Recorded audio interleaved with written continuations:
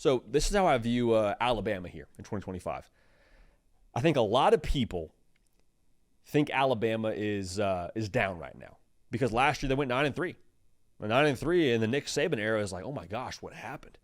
Did they lose half their roster? How in the world did Alabama go 9-3? It's kind of like, to me, I think about Bama in this way. Whenever you're like out for a jog and you see someone on the side of the road like taking a knee, you're like, oh my gosh, are they hurt? Are they have an asthma attack? Are they short of breath? Like what happened? They pushed themselves too far, pull a muscle. People think that's Bama right now. In reality, Bama's just on their knee because they're tying their shoe. Bama's just resetting here, y'all. Bama is just getting back to being able to get to their expectations, their standards, and what they are internally. I keep saying this. They're just getting settled is what I think Alabama is right now. They're not down maybe relative to what they've been in the Nick Saban era, but I don't really think they're down. The talent is still creme de la creme. They still, I think, have one of the better staffs in college football. Still have one of the best coaches in college football. Kalen DeBoer, I mean, people forget, 2 years removed from playing for a national championship at Washington? All right, so they're going to be okay. People want to, just in general, we're a very instant gratification kind of society. People want to view the Kalen DeBoer experience at Alabama like it's some Netflix series. Like, oh man, one season, that must be all of it. No, you can't just binge the Kalen DeBoer saga at Alabama. You don't know how it's going to end after one season. It's one season. It's more Apple TV Severance. You wait for one episode to come out, you enjoy it, you see what happens from there. That's the kind of thing that I think we should view Alabama as.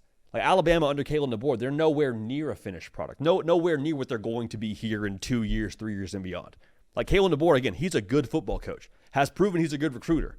So you say, JD, that's great, but again, the results are the results, man. Men lie, women lie, numbers don't lie. 9-3, that ain't going to cut it at Bama. I hear you. I totally hear you.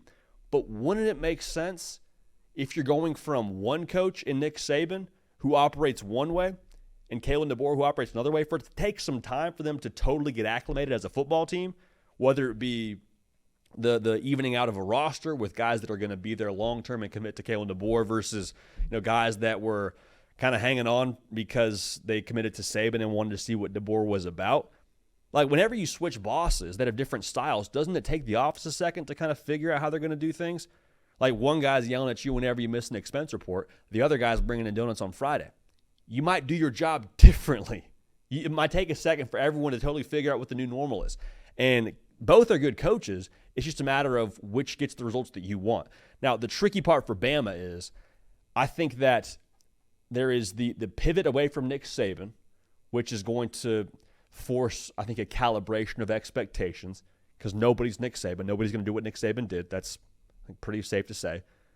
But that is married with the place we are right now in college football, where I think winning a national championship has never actually been harder based on the track you have to take to get there.